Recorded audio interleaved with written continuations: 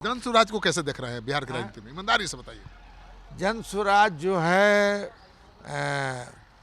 मतलब भुटकटवा पार्टी के रूप में लोकप्रिय होगा। वोट काटा है आप लोगों का ना? हाँ? नहीं, वोट हमारा या किसी का भी जो भी वोट काटेगा 5,000 10,000 या जो बीजेपी का तो वोट नहीं काट रहा है ना वो। पनोरमा ग्रुप, जो सोचता है वो करता है। आपके अपने सपनों का आशियाना। तो मेरे साथ हैं आरजेडी के वरिष्ठ नेता अब्दुल बारी सिद्दीकी साहब। अभी जो विधानसभा के 4 सीटों के लिए उपचुनाव हुए हैं, वहाँ पर एमवाई समीकरण में बहुत बिखराव दिखा है। अब रिजल्ट के पहले कैसे कर सकते हैं हम लोग? अब रिजल्ट आने दीजिए, उसके बाद पूछिएगा। मैं बेलागंज में था, वहाँ पर तो मुसलमानों ने जन स्वराज के लिए खुलकर वोट दिया, बहुत नाराजगी जताई आरजेडी से कि कभी मौका नहीं मिलता है उनको। आफ्टर पोल ऐसा रिपोर्ट हम लोग को नहीं आया है। आपको पूरे बिहार में आपका एमवाई समीकरण इंटैक्ट है? एकदम इंटैक्ट है। मैं लोकल कुछ अलग बात हो सकती है बेला मगर तरारी में, रामगढ़ में, फिर आपको इमामगंज में, इसका पूछिए हमसे। आप बेलागंज में क्यों नहीं बोलना चाहते हैं? नहीं, हम बेलागंज में मैं भी आफ्टर पोल मतलब थोड़ा बहुत एक आना इधर उधर हुआ होगा, मगर 15 आना हम लोग के साथ। लेकिन मैं वहाँ था वोटिंग के दिन, पहली बार मैंने देखा कि अल्पसंख्यक खुलकर आरजेडी के खिलाफ बोल रहे थे।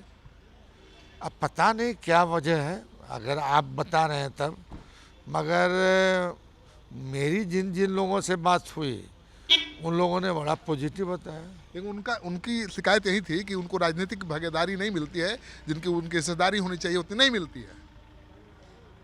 अच्छा, इस पे अगर वो इस तरह का बोल रहे हैं तो उसी बेला विधानसभा क्षेत्र के एमएलए हैं उस निहाल साहब, तो उसी इलाके के हैं, उसी विधानसभा क्षेत्र के हैं, दूसरे जगह से जीते हैं, रफ़ीगंज से।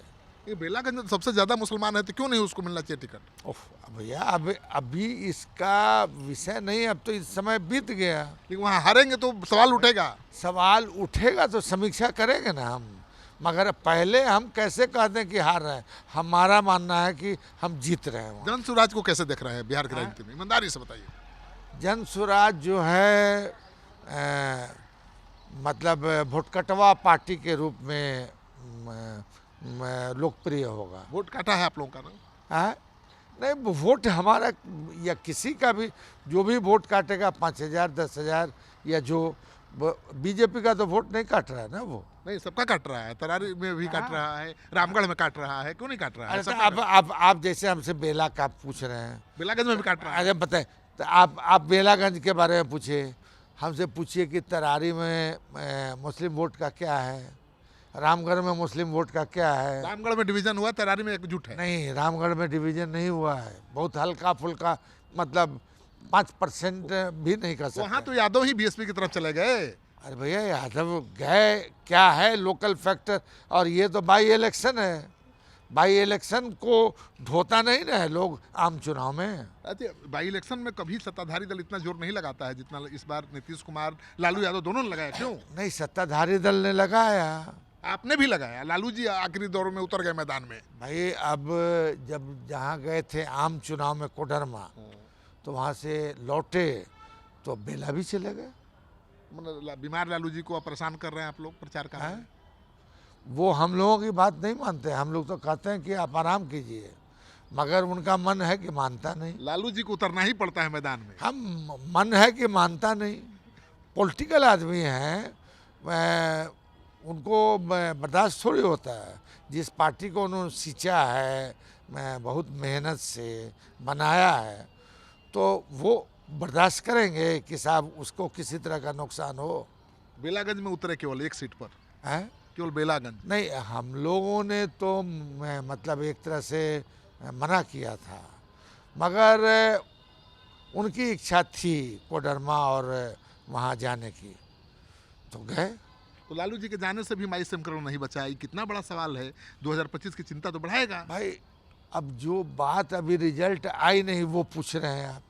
रिजल्ट के बाद अगर हमसे पूछिएगा तब ना इसका जवाब देंगे हम। अच्छा, वहाँ 35 साल से जहाँ आप जीतते रहे, हारेंगे तो क्या मतलब है, ये बताइए। अरे भैया, मैं कह सकते हैं थोड़ी देर के लिए एंटी इनकम्बेंसी कह सकते हैं, मगर अभी हम मानते ही नहीं है कि हम हार रहे हैं, हम मान रहे हैं कि हम जीत रहे हैं।